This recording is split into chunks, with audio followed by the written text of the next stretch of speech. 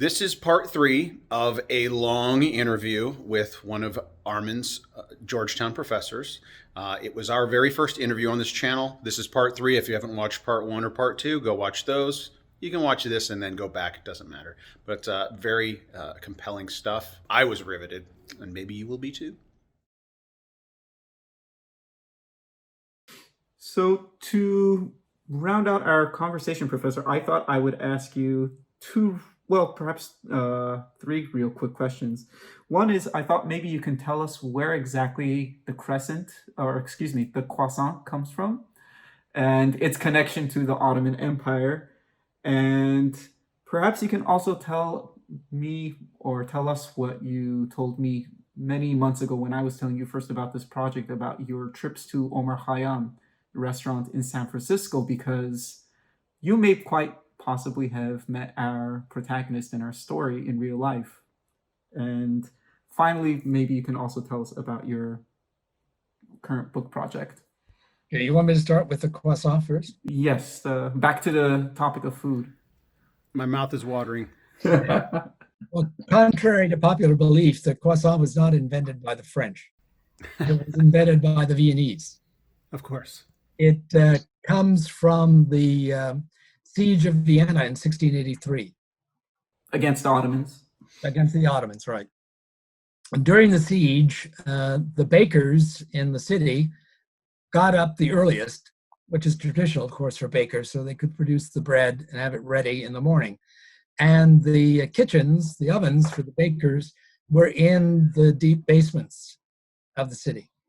And some of these ovens were located adjacent to the city wall. And so it happens that one early morning, the bakers could hear the sound of digging on the other side of their wall. And they informed the garrison. And it turned out that what they heard were Turkish sappers digging under the fortifications to place explosive charges and to break in. So their timely warning of the garrison prevented the Turks from succeeding in their plans. So after the siege was lifted and the Turks put to rout, the Emperor Leopold I, in honor of the service that the bakers provided, gave them the right to produce a special pastry in the shape of the Islamic crescent. And that's how the croissant was born. That's amazing. I will never, for now, for the rest of my life, every time I eat a croissant, I will now understand. Right. The symbolism. The historical piece of pastry you're eating. So now the other question you had was, one was about the Omar Khayyam connection. Yes. There was one other, I'm sorry, slipped my mind. And the last one was, of course, your current book project, but maybe we can do Omar Khayyam. And what? Well, I know, as you've told me, that the subject of the project ended up in San Francisco and working at Omar Khayyam's. And when I was growing up, we used to go into San Francisco whenever we wanted to go to a fancy restaurant or for some kind of celebration. We never thought of eating in the East Bay. There just weren't any fancy restaurants. So you always went to San Francisco, and one of the restaurants we used to go to was Omar Khayyam's.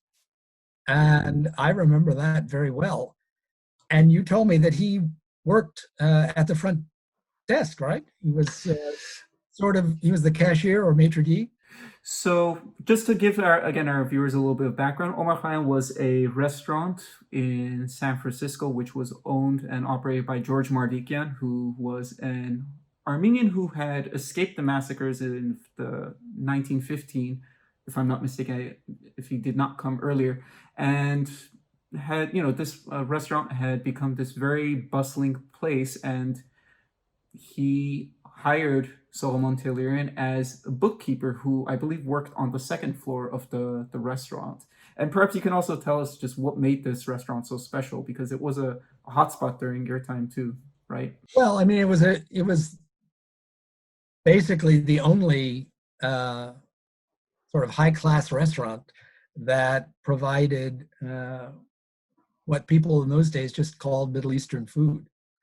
It wasn't a big variety. It was mostly shish kebab and a few other things, and you could get, dolmados, that is stuffed grape leaves, and things like that. It was very good, and it was a nice atmosphere. It was wood paneled and had these Persian paintings of scenes out of the Rubaiyat of Omar Khayyam, so that it replicated its namesake in its interior design. And it also sold homemade rose jam with rose petals in the jam. I remember every time we went there, we always bought a jar of rose petal jam and took it home. So it was a nice place to go. And do you remember what used to come around to the tables and greet his customers? George Mardikian. Yeah. Mm-hmm. Do you remember what time frame you would have been there? I would have been there in the late 50s and the early 60s. That's about right, because Sogomon moved to San Francisco. Soghomon Tehlirian moved to San Francisco in 1956, and he passed away in 1960. So there is an overlap. It's quite possible that we are listening to a person who has come personally and physically within a few feet of Soghomon Tehlirian at some point. Really, I'm sure of it, because it definitely would have been in the late 50s, because I was there with my grandparents, and my grandmother died in the early 60s.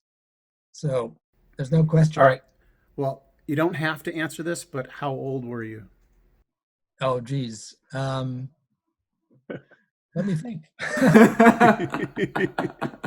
Well, it depends. In the early 60s, I would have been in junior high. I graduated, Okay. Let me put it this way. I graduated from high school in 1965. Got it. Oh, okay. 18 in 65. So you weren't a newborn baby. Oh, no. You were on your feet. I knew what was going on. I have very clear memories. Wow, that's fascinating. Yeah, and George Mardikian, of course, was this outsized personality in the Armenian community at the time too. After the Second World War, he was part of this organization called ANCHA, which I forget what it's an acronym, but I forgot what it stood for. But it was a refugee organization which helped Armenians settle in the United States. And Mardikian sponsoring Tehlirian probably would not have been too much out of the ordinary, because he was always just looking out for the welfare of the people. And he was, of course, very much grateful for the United States and taking him in as a refugee decades earlier. And this was one way of him kind of paying tribute to his adoptive country. So again, it's very fascinating to see these transnational connections between people from separated by completely different continents. And finally, Professor, I was wondering if you could tell us about this book that you're working on right now, and hopefully will be coming out.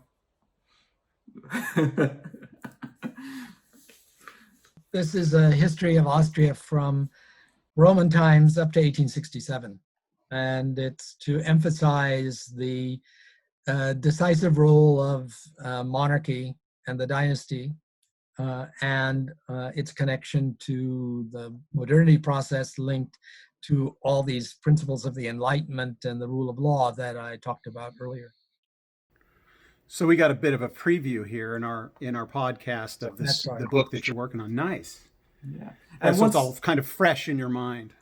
Yeah. And once the video or once the book is out, we'll be sure to update the information in the video so that viewers will have a link to follow to Okay, good. Develop their understanding of Austro-Hungary or the Habsburgs. We'll keep our viewers posted on what happens with our guests. Okay. Yeah. When you have a publication come out, we'll have you come back on when it gets published. Okay, that sounds Promoted. All right. So who's this guy, this teenage terrorists who, I guess he's got a group of co-conspirators, and they're pretty upset about what's happening in their country and their rulers or the overlords or whatever, and he decides he wants to kill this world leader. Now, you know who I'm talking about, but I could very well be talking about Soghomon Tehlirian, because he did a very analogous thing some 7 years later. But tell us about Gavrilo and what was that all about? He's a young guy. You would consider him a kind of immature university student, which is really what he was. He was probably 90% of all university students. Right. Yeah, he was imbued with this idea of Serb nationalism, and that Serbs had a right to reconstitute their vanished kingdom that was destroyed by the Ottomans in the 14th century, and so wanted to see the resurrection of Greater Serbia. And so he was, in a way, you might say, a victim of his own immaturity and naivete, in that he was strongly influenced by all of this nationalist propaganda that was being actively disseminated from Serbia into Bosnia, in hopes of creating a national consciousness that would dispose the population to join with the Serb kingdom across the border. In reality, there was no grassroots movement among the population to join with Serbia.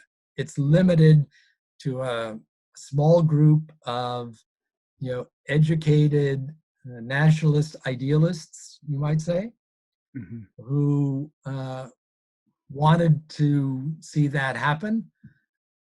Most of those people who were disposed in that direction were not terrorists, were not willing, to take that kind of direct action. So it had to be a young group like this, people who could be influenced in that direction. And so Princip and two other friends of his cross the border and are trained by this group called the Black Hand, that was led by a high officer in the Serbian military, who had been instrumental in 1903 in murdering the king and queen and the royal family of the Obrenoviches, because they were too cozy with the Austrians, and putting in place a new dynasty, the Karageorgievичes, who were more amenable to an extreme Serbian nationalism. So they were given guns, they were given a little training, they were given some bombs, they were helped across the border. They recruited 4 other compatriots into this plot, who were rather lukewarm, and in the end did nothing and just ran away. They had one Muslim Bosnian, who you might say was the token Muslim, who was not particularly excited about it, also ended up doing nothing. Although I think he turned state's evidence, once everybody was apprehended. And so killing Franz Ferdinand, was going to be not just a terrorist act, but an act of sort of national revenge against the Habsburgs. And tell me Franz Ferdinand's significance. Archduke Franz Ferdinand was the heir to the throne. He was supposed to succeed Franz Josef. But he was very dynamic and aggressive in his intentions about strengthening the monarchy. There would have been no chance under him, and there really was going to be no chance under any Habsburg, that there could be a peaceful union of Bosnia and Herzegovina to Serbia. Gotcha. So killing him was going to be a symbolic act as much as any kind of, act of political consequence. So his trip to Sarajevo was very well advertised. His itinerary was advertised. So it was very easy to make a plot to kill him. You knew where to stand because you knew where he was going to be driving in the caravan. So they stationed themselves. They go along. One guy out of 7 tries to kill him and doesn't succeed. He gets arrested. They go to the throw a bomb or shoot at him and miss. Threw a bomb, as I recall. I might be wrong, but I think it was a bomb. Yeah, I think they throw a bomb and some guy like swaps at it and it falls. Yeah, and it goes off, and it was one of a close friend of Franz Ferdinand who was in the car. Yeah, and it lands in between the 2 cars, the one Franz Ferdinand's and the one behind, and damages the car behind and wounds some people.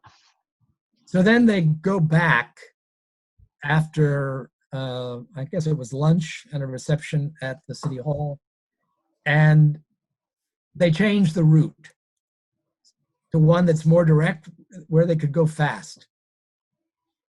And again, for most of the way, they're going so fast, nobody could ever possibly have succeeded in either throwing a bomb or shooting. But the chauffeur got confused and turned off the new route onto the old route, then realized he was on the old route and tried to back up and get back. And just by accident, that's where Princip was. So he had his chance. He jumped on the running board and emptied his revolver into the 2 of them. And I don't know if this is true or not, but somewhere it seems so. He fired. I think he hit Franz Ferdinand in the neck, and then Sophie in the abdomen, and then he didn't mean to kill Sophie, but I don't know if this is true, but he was going to turn the gun on himself, but was apprehended, and so is that legitimate? Well, they were in their training, they were told they should kill themselves rather than be apprehended. So they were real radicals. They were diehards. They were opportunists who sacrificed themselves for the national cause. And Princip would have been torn to pieces by the onlookers if he hadn't been arrested. I mean, if there hadn't been police there to take him and keep him safe from the crowd. Got it. I mean, that's another sign that there was no big grassroots hatred of the Habsburgs or desire to join with Serbia. I think that's a parallel that I didn't even think about. That's also parallel in our story when Sogomon shoots Talat in the streets in Berlin. The difference is Sogomon wasn't there to kill himself. He was there specifically to surrender because he needed to go on trial so that the story could be told. But he was brutally beaten by the crowd. And if the police hadn't shown up to pull him out, he probably would have been killed. Yeah. Well, that would have happened to Princip. An interesting sort of sidelight to this, apropos of the idea of the Austrian Rechtsstaat, is that, Princip got all of the consideration that Austrian law allowed. He was diagnosed as being a tubercular, and that's what he died of in prison, by the way. Right. And he was considered too young to be executed. So he only got a life sentence. He was like 19, right? Something like that. I don't remember the exact age, but yeah, he was 19. Yeah, so even for somebody who kills the heir to the throne, he got the full benefit of Austrian law. That's fascinating. Yeah, that ties into what you're talking about, that, it was a just system. It was a good, the institutions themselves were moral and moving in the right direction. The arc of history is moving in the right direction. Before we talk about what this triggered, I don't know if you're aware of this, but Sogomon himself was in Serbia when this happened. He was in Valjevo. He was 100 miles away, roughly, from this, and he was 18 years old. So he's the same age. He's in proximity, and this is the thing that started his whole journey. Because once this war started, he was in Serbia with his father because his father was working and sending money back home to the Ottoman Empire. But he was, once this thing happened over there in Sarajevo, he would never get to return home, at least not in the way he wanted to. He ended up joining the volunteers on the Russian front and fighting his way back in. So it was a significant thing that happened. But so how did this shooting Archduke, how did this steamroll? Well, it steamrolled because rather belatedly, the Austrian leadership in Vienna realized that this was an opportunity to finally deal with Serbia. Because Serbia had been provoking Austria since the First Balkan War, but actually since they murdered their pro-Austrian dynasty. In 1912, it was the First Balkan War. 1912 is the First Balkan War. 1903, of course, is the regicide. And so after 1903, Serbia was agitating. Serbia was, making this case domestically that Austria was an evil state that prevented Serbs from realizing their historic destiny and having Greater Serbia. All of which Austria was aware of, that Serbia was a kind of nest of vipers from Austria's standpoint. And that Serbian provocations were pushing Austria in a direction that was damaging to its international standing and prestige. That Austria is a big, powerful, traditional, monarchy of standing, one of the great powers of Europe, and here's this pipsqueak nation, making trouble all the time, and forcing Austria to decide whether it's going to go to war or be tolerant. Now, Franz Ferdinand always advocated not going to war, dealing with them in another way, or that at some point time will be ripe to take care of Serbia. But he was more concerned about straightening out internal problems, especially to deal with the Hungarians and them as a thorn in the side of the state. And he saw them as a much bigger problem than the Serbs, which is why he was never in favor of having a preventive war. And it's so ironic that not only is there a preventive war, but it turns out to be a world war over his death, his murder by the Serbs. What an irony. Wow. And then of course Germany was feeling that it was being surrounded by potential enemies, that in a few years the balance of military power was going to be against it, particularly from Russia, because Russia had been engaging in an all-out modernization and reform of its military and its infrastructure so that it would be able to wage a successful war, potentially against either Austria or Germany, or both of them. And so Kaiser Wilhelm and the German leadership decided to stand with its only ally, Austria-Hungary, and issue the so-called blank check, saying, okay, we're with you, do whatever you think necessary. Austria would never have risked a general war or a war with Russia, which is what they thought would be the most likely outcome, if Germany had not supported it. So these are the immediate, reasons. It's not because Austria was, had a sickness unto death and, was deciding to commit suicide by starting the war, or because there was some kind of European-wide malaise that unconsciously was driving, all the states of Europe into this general war, which has been one of the interpretations, for a long time. It was so Austria wanted to deal with Serbia, but they felt that Russia might back Serbia, so they got the backing of the Germans before they went into Serbia. And Russian wasn't involved yet, but they just had that as a backup in case Russia got involved? Is that Well, they knew that it was fair? highly likely that Russia would come to Serbia's aid. Got it. So, I mean, there weren't any really under any illusions about right. what Russia was going to do. And then there's one other point that should be made is that Franz Josef, we know, probably realized that there was also a potential for a wider war than with Russia. Because one of his communications, I think it was to Wilhelm, makes an allusion to this, that he's under no, mistaken belief that things might not get even more involved. Because everybody knew that France is allied with Russia, and that if Russia attacks Austria, Germany will attack Russia.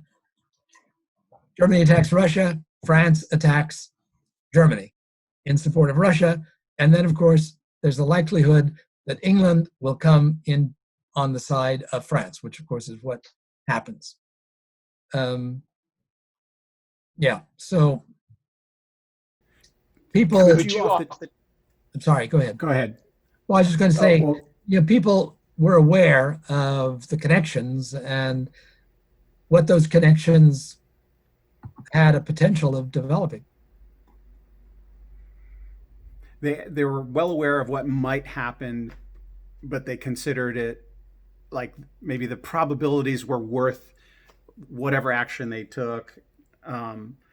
Could you, off the top of your head, list the sequence of nations entering the war and like roughly the time? Like who was first, the next to declare war against, could you do a quick off? Yes, this is in the so-called Guns of August, to quote a famous title of a famous book. Austria attacks Serbia, or declares war on Serbia. Russia declares war on Austria-Hungary in support of Serbia. It mobilizes. Germany ends up declaring war on Russia when Russia won't cease mobilization. France... In August? Is this all in August? This is all in August. France... 1914, yeah. Yeah, France comes to Russia's aid against Germany. Then England, after some dithering and discussion about whether they really have to come to France's aid or not, decide to come to France's aid.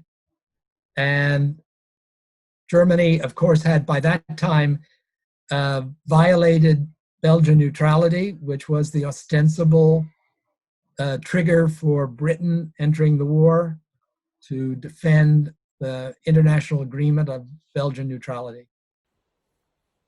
By the way, he always does this, Professor, asking these questions off the cuff. So I never fare well whenever he does it, but I'm testing you guys, you historians. I'm a historian in training. So, we've got a real historian here. Well, let me see if I got it right. Repeating back, right? Every good student needs to be able to repeat back. So Austria declares war on Serbia. Russia comes to Serbia's defense, declares war on Austria. Then Germany declares war on Russia, or? Yeah, well, after, it's clear that Russia's going to war because Russia's mobilized and is coming to Serbia's aid against Austria-Hungary, refuses to back down after the Germans, I guess they sent an ultimatum, I don't remember. So Germany comes to Austria-Hungary's support and goes to war. They side with them. Declares war. And then France comes to Russia's aid, declares war on Germany. Declares war on Britain. Germany and ultimately Austria-Hungary. And although the French never, or only much later, ever confront Austria on the field of battle when they come to Italy's aid later on. And then after the Germans violate Belgian neutrality, that gives England the fig leaf to hide behind, right, to declare war in support of France. And what month was England in August, or was it a different? Yeah, everything happens in August. Europe's at war. And then who's next? Because I know the Ottomans, it's like October. Right. When the Ottomans. Is there anybody in between that? Bulgaria joins the war on the side of the Central Powers. We can't forget them. And Armen, what was the Ottoman Empire's reason for joining? So there's somebody else who we, of course, can ask this question, who is the real expert on the Ottoman Empire. We'll get to him and later, First World yeah. War. Yeah. But the reason that they decided to strike an alliance with, that the Ottomans decided to strike an alliance with Germany in August of 1914 was because they felt that this was their best opportunity to saddle themselves with the strongest continental power, at least the way that they perceived it, rather than Russia and its alliance partners with France and England. It was Germany and Austria-Hungary, but especially Germany, which appeared to have the most formidable ground army. And for, at least in the Ottoman perspective, the Germans would offer this long-term security that the Ottomans had been craving for so many years after so many defeats on many fronts and being preyed upon by both their former subjects and also these other European powers. They felt that the Germans had the least interest in dismembering their empire, and they could at least throw their hat into the ring. Right. From my understanding, they were kind of weighing both sides. They could have joined the war on either side, and they opted with Germany, thinking Germany might prevail. But did you say August they joined?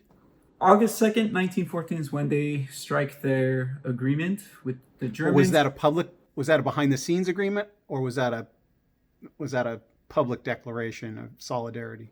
No, it's not a public declaration. These negotiations were conducted, behind the doors and after many hours of cigarette breaks, and it's not until, they secured this alliance with the Germans, but they declare what's known in the Ottoman parlance as well as this armed neutrality. So ostensibly they're not going to war, but they're still mobilizing their forces and preparing for any potential conflict with either of the powers, but they are firmly on the side of the Germans, or at the very least they have this agreement and they feel a little bit safer. But they were drawn into actual conflict when? Yeah, so they drag their feet for a few months. Really, they don't feel that the Ottomans are very well prepared for another conflict because they've been in wars with, as we mentioned, with the Balkan states of Bulgaria, Greece, Serbia, and I think it was Macedonia a year earlier, and with Italy 3 years earlier. And it's only in late October 1914 that they dispatched this combined Ottoman-German fleet to the Black Sea and bombard these ships and naval installations, and that's when the war begins for the Ottomans officially. Got it. All right. So I think I have it straight, but we'll see. I'll have to let it settle in. Bring in the real expert. He'll tell you. Yeah. We'll bring on. We'll have more people. I'll ask the same questions, see if they have the same answers. But finally, Professor, I wonder if you. I don't know if Armen has any more questions, but if you could recommend a movie that you think I should watch, it could be any movie. It doesn't even have to do with history, but if you could recommend a movie and tell me why, tell me about it. This will be our movie recommendation section. Well, I think keeping with the World War I theme, I think the recent documentary that came out about the British experience on the Western Front, and None Shall Grow Old, is the best film of its kind I've ever seen. And then if you have to see one documentary that deals with World War I, that's the film to see. That it's all right. Well, evocation of the war. You're gonna have to come up with another one because we saw it. We actually already talked about it on this podcast. Oh, okay. No, but I agree 100%. Armen and I both loved that film, and I could talk about it for another whole episode. But so They Shall Not Grow Old. We recommend it as well. So you're in good company. Anything else? Any other movies that pop into your head? I mean, just at random. Yeah. I should have prepared you for this, but Yeah, well, I mean, that sort of shoots my wad for films I'm willing to recommend on World War One. how about in general? You're a movie lover, But right? in general, I think the original Thin Man. Thin Man? Yeah, everybody should see that. I've never even heard of it. Who has any interest in classic American film? Well, you know, All right. have you ever heard of Dashiell Hammett, the author? I've heard of Thin Man. Is it The Thin Man or just Thin Thin Man. Man? Yeah, Dashiell Hammett was well, he had a lot of jobs. He was also in World War One, but he was a operative in the Pinkerton agency. Detective agency. In his life, and he spent a lot of his life in San Francisco. And he started writing stories based on his experience as a detective. First with a series of short stories and novels, the main character of which was called the Continental Op, short for the Continental Operative, i.e. of an agency like the Pinkerton. And his best novel in that series was Red Harvest, which I would strongly recommend reading that. But the other most famous thing that he wrote was a novel called The Thin Man, which ultimately became a very popular film series produced by MGM, in which William Powell and Myrna Loy played the detective and his wife.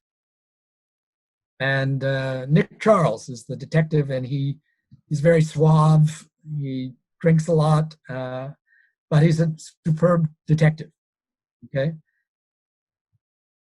The book, he only wrote one book, but then there were 5 sequels to that book after they made the first picture. The first picture is produced in the early 30s, I think 34.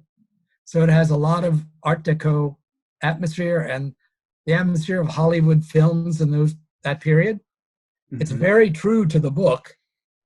I mean, if you ever read the book, you can see practically that there's the screenplay, which, by the way, is the same for The Maltese Falcon, which is another Hammett novel. Got it. The screenwriters didn't have to do very much work for either of those 2 films. They just lifted it pretty much out of the book. And The Thin Man is actually not the detective, although in the subsequent films, that's what they, presented, that Nick Charles is the Thin Man. In fact, the Thin Man is the murder victim because he was thin. Okay. And Charles has to solve the murder.